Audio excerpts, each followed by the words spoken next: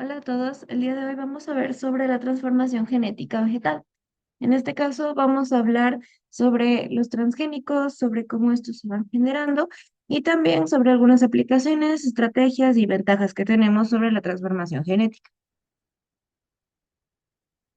Ok, como tal, la transformación genética se define como este proceso por el cual nosotros podemos exponer a una célula vegetal hacia ciertos estímulos para que incorpore cierto genoma o material genético que sea exógeno, es decir, que no sea propio de esta planta o en su defecto que si fuera propio sea modificado y así pues puede alterar su información original. Es decir, si una planta es silvestre, poder cambiar ciertos caracteres y modificarlos. Y obviamente, pues tener caracteres diferentes, ya sea el color, el tamaño, el olor, los productos que se tenga o así. Como tal, es complementar el mejoramiento convencional. Nosotros ya habíamos hablado sobre lo que es la selección, por ejemplo, asistida, que nosotros habíamos visto que era la selección artificial, que vemos las semillas que tienen mejores características y las podemos utilizar, digamos así, para poder mejorar una planta o a su defecto la selección natural, que es como tal esta selección que se da a los organismos de manera natural. Entonces, esta idea es poder complementar esta selección y poder ir avanzando. Listo, entonces, como tal, la transformación genética utiliza principios o técnicas de la ingeniería genética. Como tal, la ingeniería genética se define como una de las ramas de la biología que utiliza diferentes metodologías, entre ellas lo que es el ADN recombinante, bacterias, vectores, plásmidos y otros, para producir genotipos o, en este caso, diferentes especies que tengan características de interés, como habíamos visto, mejores frutos, mejor tamaño, que tengan mayor rendimiento y así justamente por integrar ADN o ARN, dependiendo de cuál sea la especie, este foráneo, o sea, que fuera externa de la planta o que sea el ADN, pero modificado, ¿no? Yo qué sé, si nosotros tenemos el genoma del tomate, por ejemplo, queremos mejorarlo para que sea más resistente a una plaga en específico, podemos mejorar este genoma o introducir algún genoma externo, por ejemplo, el genoma de Bacillus thuringiensis, que es uno de los más utilizados para hacer ese tipo de resistencia a las plagas, para que así crezca y pues obviamente tenga mejor rendimiento, ¿no? Y pueda mantenerse sano sin plagas, ¿no? Y es por esta adición o por esta eliminación de genes. A veces existen ciertos genes relacionados, por ejemplo, con la sequía que son mucho más susceptibles a la sequía. Si uno quita ese tipo de genes, podemos evidenciar que existen plantas que pueden resistir más a la sequía sin necesidad de incluir algo, sino eliminando ese tipo de genes, ¿ok? Lo bueno de esto es que no existe una limitación de especies, ya sea de la misma especie, especies emparentadas. Por ejemplo, hablamos de que sean primas genéticamente hablando o en la misma línea taxonómica para que se pueda utilizar en el proceso de modificación. Como tal, existen 7 etapas en la transformación genética de plantas. Entre ellas, primero identificamos e aislamos el gen de interés. Por ejemplo, si nosotros tenemos de Bacillus thuringiensis, por ejemplo, Bacillus thuringiensis es una bacteria que tiene como tal una región de su genoma que nos puede ayudar para evitar que existan ciertas plagas porque contiene sustancias químicas que bueno, que hace que el insecto que venga, que consuma de estas plantas, muera. Entonces, en este caso, podemos utilizar este gen para poder hacer que la planta sea más resistente. Luego vamos a formar un cassette de expresión o construcción quimérica. ¿Qué es esto? Como ya lo vamos a ver más adelante, es justamente poner el gen que se va a expresar zonas aguas arriba y zonas aguas abajo para que pueda expresarse correctamente. Luego, insertar este cassette de expresión en vectores apropiados para que pueda irse desarrollando e implementarse en el genoma vegetal.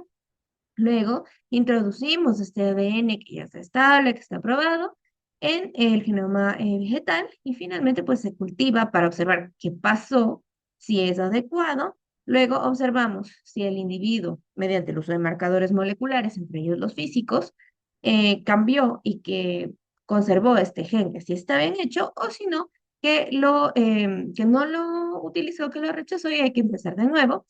Finalmente, ciertos métodos que no solo validan de manera física, sino también de manera un poquito más puntual lo que nosotros estamos haciendo, en este caso la genética del proceso. ¿Ok? Entonces, bueno, identificación de aislamiento, como habíamos dicho, ¿no? Vemos un gen que se ha modificado, endógeno modificado, o sea, de la misma planta que se ha modificado, o gen exógeno o foráneo que se ha aislado, ¿no? Luego de esto, tenemos que observar que este gen esté flanqueado por elementos, que es justamente lo que vamos a ver del cassette. Primero vamos a ver una región promotora. En este caso, como observamos en esta parte de aquí, esta promotora va a ser una región, una de las más comunes, la caja tata, que me imagino que ustedes ya la han de haber visto. Justamente es una región, una porción del genoma, la cual va a ser reconocida por ciertas polimerasas para iniciar el proceso de transcripción de este gen y pueden aumentar el número de copias. Luego tenemos una región terminadora. En este caso, entre ellas tenemos las polías, donde, bueno, el cambio y el polía entre ellas, donde la transcripción finaliza y pues ya se produce el ARN mensajero respectivo para poder codificar una proteína. Entonces, lo importante es que tenga una región promotora y una región terminadora. Vamos con el cassette de expresión. El cassette de expresión, como habíamos dicho, es justamente la unión entre la región promotora, por ejemplo, la caja tata, la región codificante o la que va a producir mi gen de interés, la que se va a transcribir, y finalmente la región terminadora, la región que me va a decir, ok, hasta aquí es mi gen, hasta aquí es mi producción de proteínas, puedes parar. Entonces, ese es el cassette de expresión, la unión de promotor, codificante y terminador. ¿Ok? Eso como de manera promotora. Ahora, si es quimérico, ¿qué quiere decir esto? Hay varios cassettes. Como vemos aquí en la parte derecha, tenemos la promotora, el gen GOI y la terminadora. Por ejemplo, digamos que esta de aquí tiene un efecto, yo que sé, que cambie de color a color rojo, por ejemplo. Y tenemos otro cassette, que en este caso es promotor, un marcador molecular y un terminador. Este marcador molecular, por ejemplo, puede ser que sea fluorescente, me invento. Entonces, tenemos una quimera. Tenemos la expresión de un cassette de color rojo y de un cassette de color amarillo. Y esto va a hacer que la transformación de la planta sea diferente. ¿Ok? Entonces tenemos dos, cassette sencillo, promotor, codificante, terminador, punto, y la construcción quimérica, promotor, bueno, dos promotores, dos genes, dos terminadores o más también, que vayan a darse así. Es el dos o más. ¿Ok? Listo. Ahora, existen un montón de vectores que se pueden utilizar para transferir estos genes, clonarlos, o sea, aumentar en cantidad y demás. Entre ellos, pues, generalmente se utilizan plásmidos, es decir, bueno, esas porciones de ADN circular generalmente presentes en las bacterias, donde nosotros, mediante enzimas de restricción, por ejemplo, nosotros observamos aquí el producto a clonar, es de corte cohesivo. Nosotros tenemos dos tipos de cortes, el corte romo y el corte cohesivo. El corte romo es un corte recto, por ejemplo, les voy a dibujar aquí.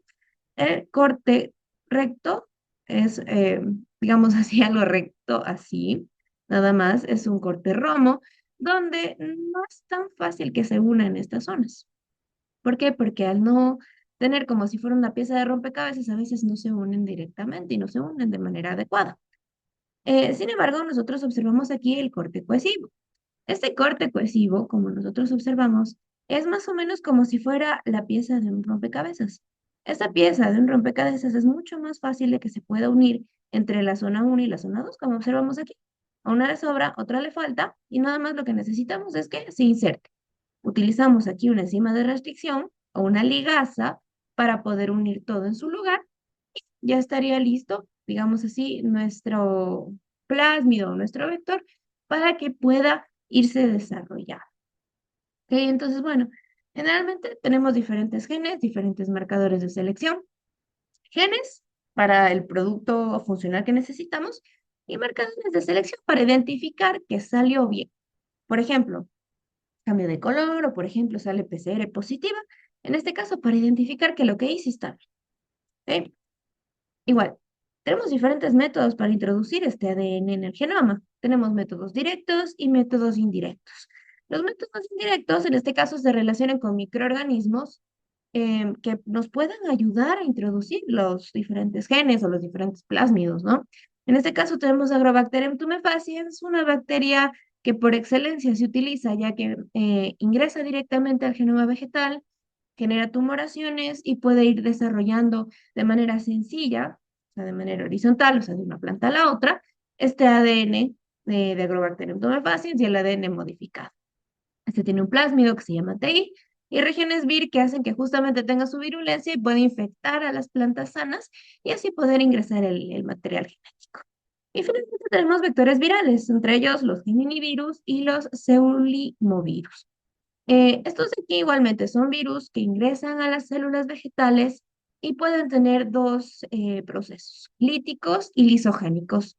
Líticos, cuando crecen descontroladamente, por ejemplo, nosotros tenemos una célula vegetal aquí y tenemos, por ejemplo, un virus. Luego tenemos dos, luego tenemos tres, y así hasta que la célula quede completamente llena de virus y esta célula, al tener tantos virus, pues explota.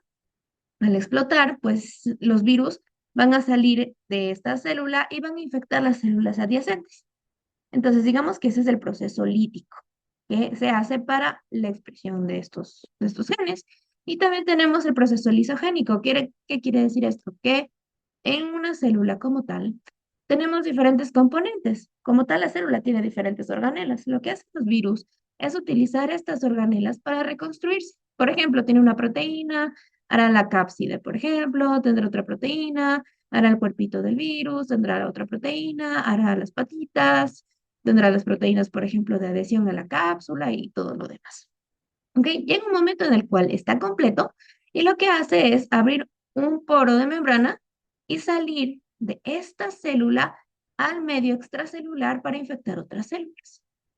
Este es el proceso lisogénico en el cual un virus se crea dentro de la célula, luego sale y empieza a infectar otras. Es como si fuera el hospedero, uno de los otros. ¿Ok? Entonces, bueno, con eso en mente, sabemos que nos ayuda, ya sea a sustituir regiones virales con el gen de interés, o de hacer que este virus como tal infecte la planta y pues vaya compartiendo el genoma que nosotros queremos. Ok, vamos ahora con los directos. Los métodos directos se dividen en dos, mecánicos y químicos. Los mecánicos, que en este caso utilizan diferentes fuerzas, entre ellas la presencia de estructuras físicas, el sonido, la electricidad, como vamos a ver, para romper la membrana vegetal y poder ingresar el material genético.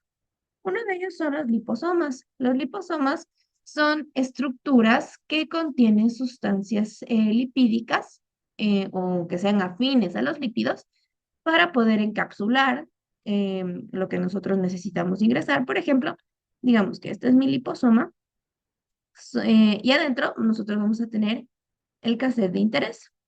Lo que va a hacer esto de aquí es que nosotros tengamos, por ejemplo, liposoma y aquí vamos a tener nuestra célula vegetal. La idea con esto es de que vayan fusionándose entre sí hasta que llegue un momento en el que la célula tiene completamente este liposoma, ya que son afines químicamente hablando, y el material genético que estaba aquí adentro pueda unirse con el material genético de nuestra célula. Y así se fusionen y podamos tener el gen de interés dentro de mi célula. Entonces, digamos que ese es un proceso, ¿no? Se fusionan con las membranas, se une el contenido genético y se va generando esta mezcla, ¿no? Luego tenemos la biobalística. La biobalística son proyectiles o microproyectiles que se disparan mediante presión de aire hacia las células vegetales y bueno, están recubiertos de ADN y pues se disparan. Al disparar se ingresan y penetran a las células y se fusiona este ADN.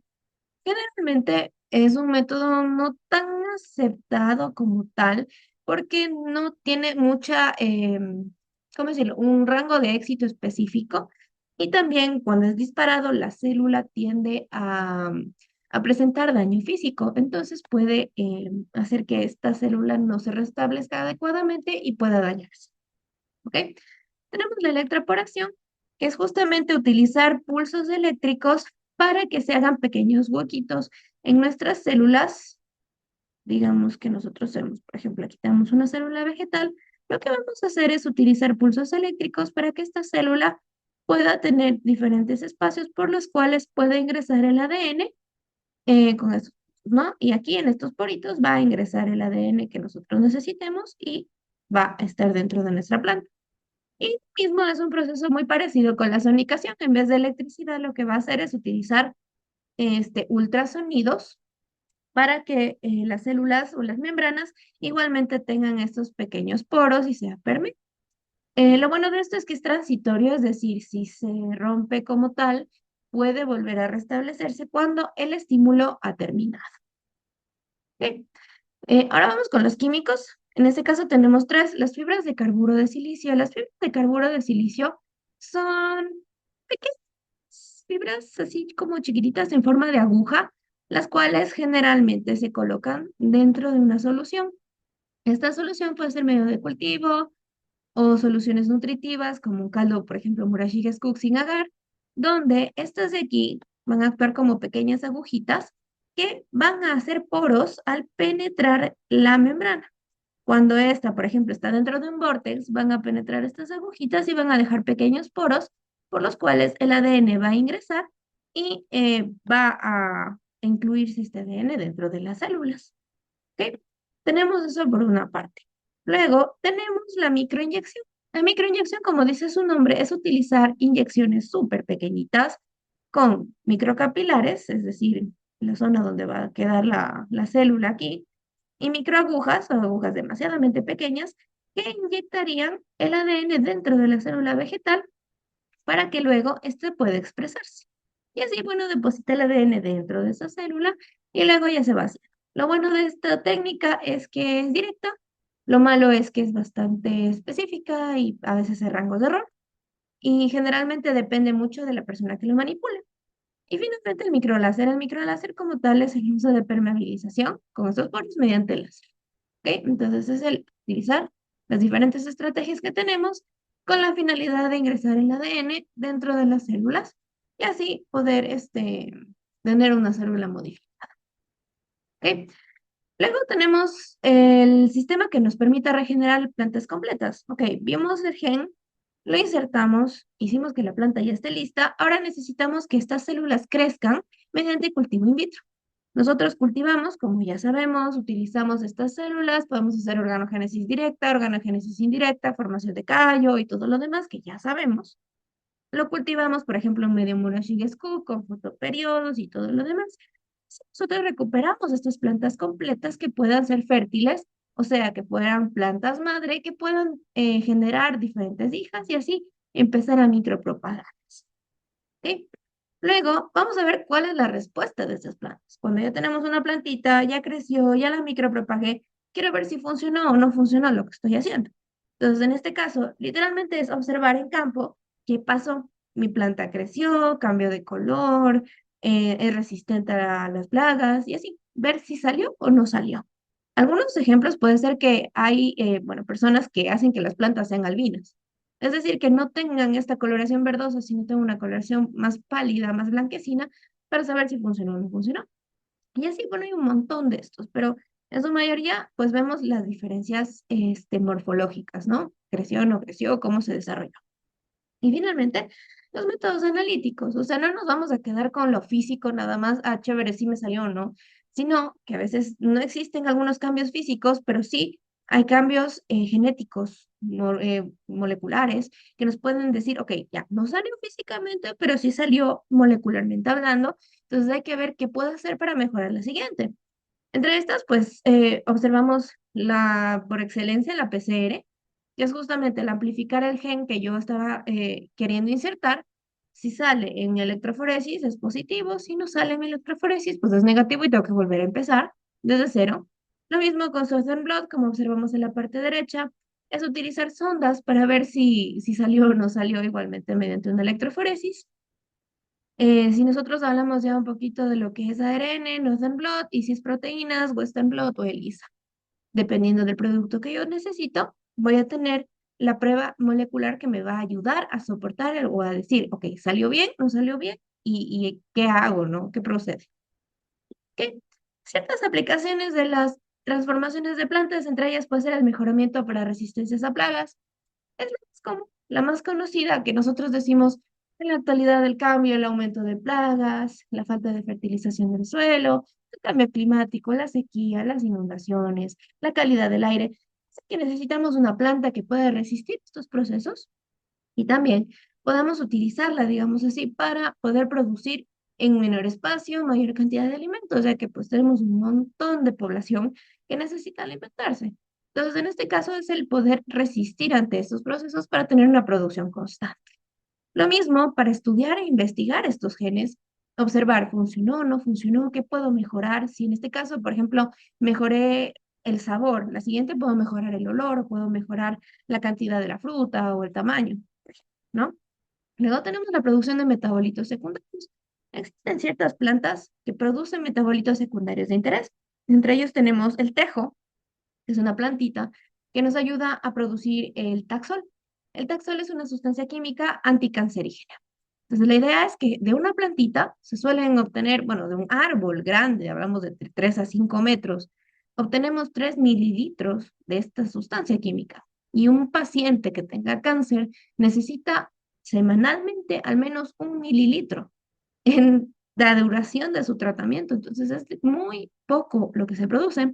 Entonces, la idea es producir más cantidad sin utilizar tanta parte vegetal, porque no se da tanto y necesitas esperar mucho tiempo para eso. ¿Ok?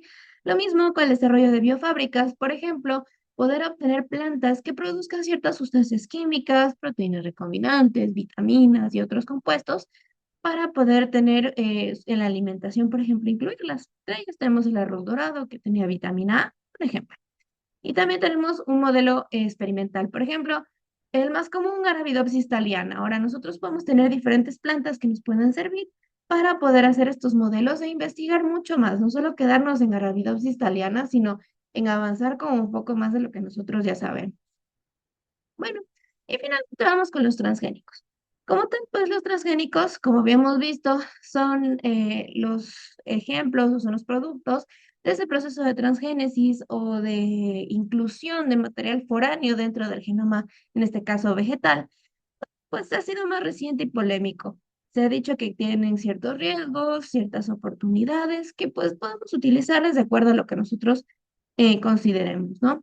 Generalmente, como decíamos, la manipulación genética, y esto, bueno, se ha dado desde las primeras civilizaciones con la selección artificial, como habíamos visto, la selección de semillas, mejores ejemplares y demás, pero está avanzando, ¿no? Y con este avance, pues ha avanzado la bioética de estos procesos. Nosotros hablamos que desde los años 70 hablamos de las producciones de animales transgénicos, de la fundación de empresas biotecnológicas, entre ellas la más importante, Genentech, que pues en este caso produjo insulina gracias a Escherichia coli, uno de los más importantes. En los años 80 ya empezamos a observar patentes de estos organismos genéticamente modificados y también tenemos las primeras partes, primeros pasos de la ingeniería genética en plantas con Lactobacillus tumefaciens. Y bueno, desde los 2000 en adelante, pues el uso de protocolos de biosanidad, cómo identificar los organismos genéticamente modificados y cómo utilizarlos en masa para la alimentación, el desarrollo de diferentes sustancias químicas, la industria y demás, ¿no?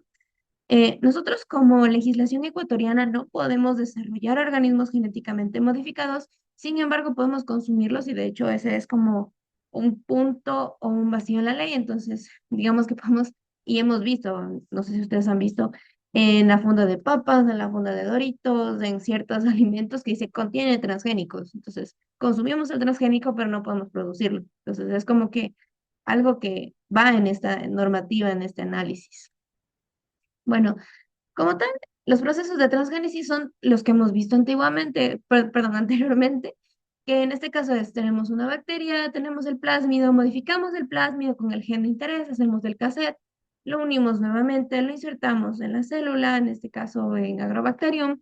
Este de aquí infecta la planta en cultivo in vitro, va a crecer y luego se desarrolla en una planta más. Este de aquí va a irse analizando y vamos a irla utilizando de acuerdo a lo que nosotros veamos, si funciona o no funciona. Bueno, y finalmente ventajas. Como sabemos, favorece mucho la producción agrícola, ganadera, en general, toda la producción vegetal que sea resistente, ¿no? Y que tenga mejoramiento. Existe un desarrollo de grandes ventajas en el mejoramiento en este caso y en tiempo reducido a comparación de otros procesos.